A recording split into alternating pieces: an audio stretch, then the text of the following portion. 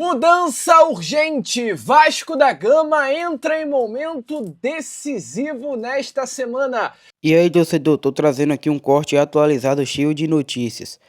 Só que antes, se inscreve aí pra dar aquela força.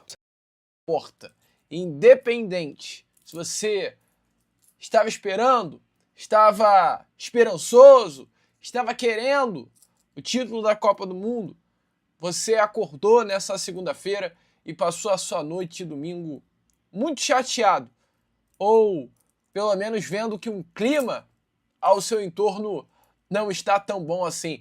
Mas eu tenho uma notícia para te dar. Tá ruim? Calma. Semana que vem tem Vasco Vitória na quinta-feira dentro do Barradão, amigo. Enfim, você terá pela frente um Acorda Vascão agitado, movimentado, cheio das últimas informações do nosso Vasco da Gama. Mas antes de começar o vídeo, antes de deixar todos vocês aí do outro lado muito bem informados sobre o nosso Vascão, como sempre faço aqui no canal, quero dar as boas-vindas a todos vocês que estão chegando aqui pela primeira vez. Para quem ainda não me conhece, muito prazer. Eu sou o Lucas, você está no canal do Gigante Vasco. Esse daqui é o canal do Torcedor Vascaíno. Então, se você, é claro, está aí do outro lado e ainda não é um inscrito do nosso canal, se inscreva, venha fazer parte da nossa família, venha fazer com que o canal do Gigante Vasco chegue a cada vez mais pessoas aqui dentro da plataforma do YouTube. Show? Vamos embora então, sem muita enrolação, né? Falar logo sobre o nosso Vasco da Gama. Eu quero começar, cara, falando sobre seleção brasileira, porque eu tenho que falar sobre isso aqui no vídeo. Eu sou apaixonado pelo futebol. Eu amo este daqui, que é o nosso Clube de Regatas Vasco da Gama. Inclusive, vai ser um vídeo onde a gente vai trazer muitas informações sobre tudo que está acontecendo dentro do nosso Cruz Maltino e sobre essa semana decisiva. Mas ontem, infelizmente, aconteceu algo que entristece.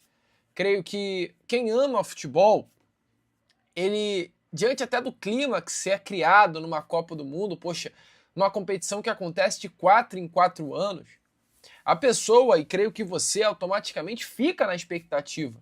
Pô, esse ano vai.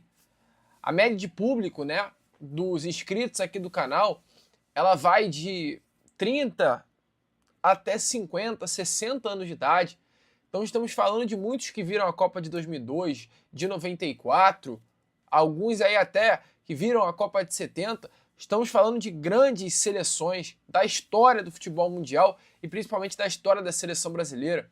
Estamos falando de Ronaldo, estamos falando de Ronaldinho, estamos falando de, poxa, de Romário. Olha a quantidade de craques que já passaram pela nossa seleção brasileira.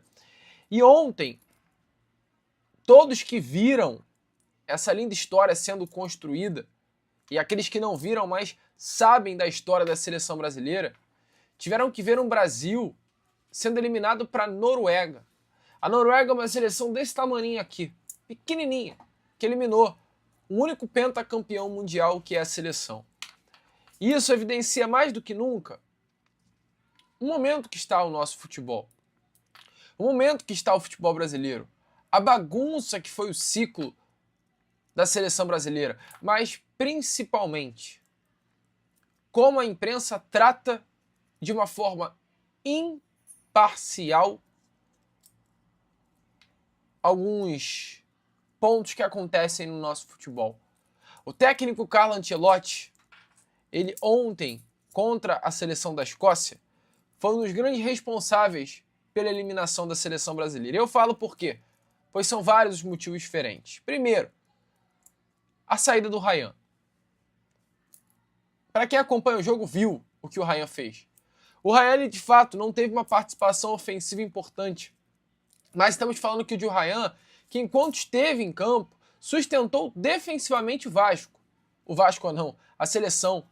E se a seleção brasileira não sofreu pro lado direito do seu setor defensivo, com o ridículo, o fraco, o limitadíssimo Danilo, que só está na seleção brasileira porque é um jogador do Flamengo, foi por conta do Ryan.